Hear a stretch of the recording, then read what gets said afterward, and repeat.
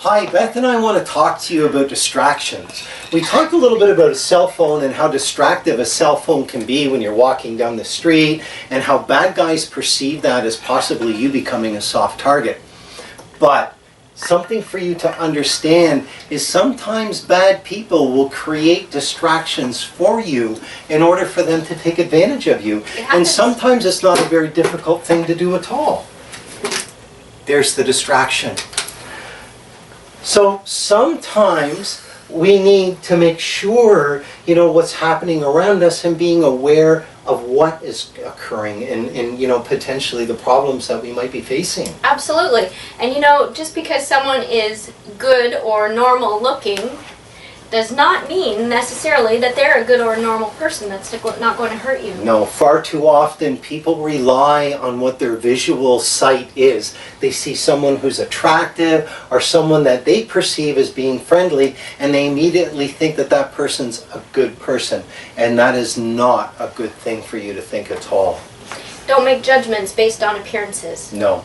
And another distracted message that sometimes bad people will do is pulling up beside you in their car and putting their window down and start asking you for direction. And you can't hear what they're saying, so you'll move a little bit closer, right? Absolutely. And they can grab arms and pull you places that you don't want to go.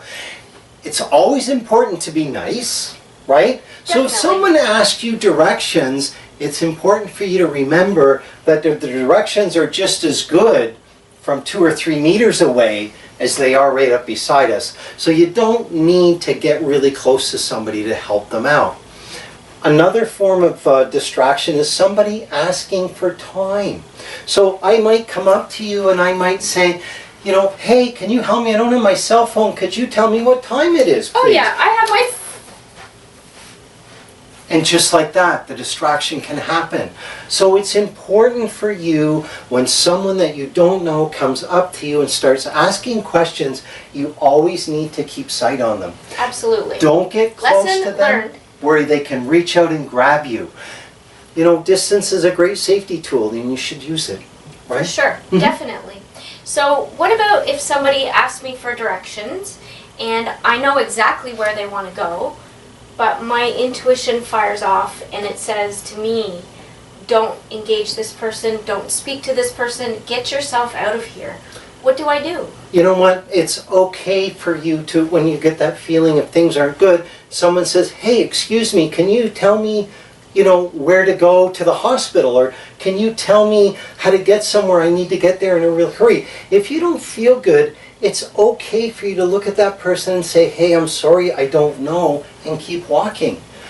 If you don't feel good about a situation, don't allow yourself to get in it. It's important for you to be able to understand what your intuition is, what it's telling you, and moving on. Don't put yourself into risk at all. So one of the really important things that you're saying then is just keep moving. Don't stand there and don't argue with anybody and don't try to figure out what they're saying because I can't hear you. Just keep moving. Yep, be polite, tell them you don't know, and keep going, right? And I think probably definitely keeping your eye on them is a good thing, because if I walk away, what if they follow me? Or worse yet, you know what? If somebody says to you, hey, could you tell me where the hospital is? I need to get there right away. Oh yeah, the hospital is right over there. And you step in front of them, all kinds of bad things can happen. Right. So, you know what? If you don't feel good about it, keep moving. Tell them that you don't know where it is. If you feel that you want to help them, and that's a great thing to be able to do, keep your distance. Always keep your eyes on them or where you can see them. That makes sense, Rob, So, for sure. Oh, hang on, I'll get that for you, Beth. Thank you.